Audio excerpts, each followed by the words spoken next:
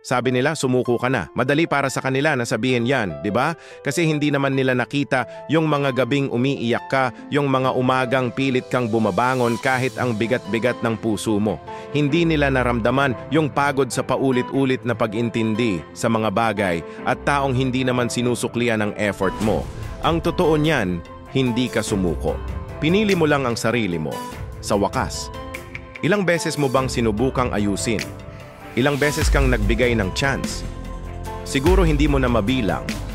Sinubukan mong buuin ang mga basag na piraso ng isang relasyon o sitwasyon, pero paano mo bubuuin ang isang bagay kung yung kabilang panig wala namang pakialam kung buo o wasak ito?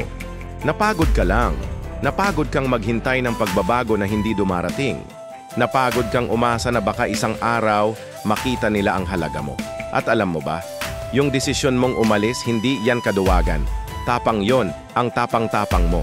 Kasi ang hirap talikuran ng isang bagay na naging parte na ng buhay mo, lalo na kung minsan mo itong minahal ng buong puso. Mahirap iwanan ang mga alaala, kahit pa mas marami na ang sakit kaysa sa saya. Ang pinakamahirap sa lahat ay ang piliin ang sarili mo, lalo na kung sanay kang laging inuuna ang iba. Sanay kang mag-adjust, magsakripisyo, at magbigay hanggang sa maubos ka.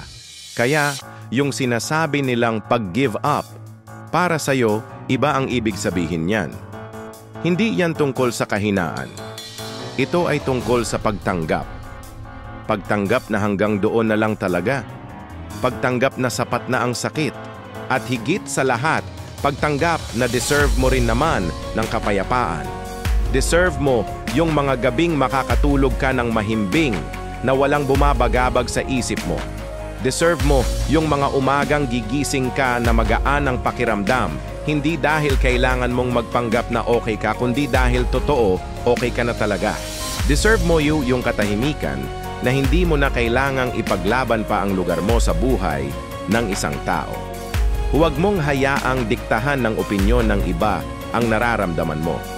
Hindi mo kailangang ipaliwanag sa lahat kung bakit mo ginawa ang desisyon na yan.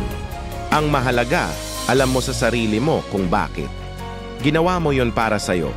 Kasi sa dulo ng lahat ng ito, ikaw lang din naman ang sasalo sa sarili mo. Ikaw ang kailangang mabuhay sa bigat o gaan ng bawat desisyong gagawin mo para sa buhay mo. Kaya sa susunod na may magsabi sa'yong, sumuko ka, ngitian mo lang sila. Dahil alam mo sa puso mo ang totoo. Hindi ka sumuko. Nagsimula ka lang ulit para naman sa sarili mo. It's not giving up, it's finally choosing yourself.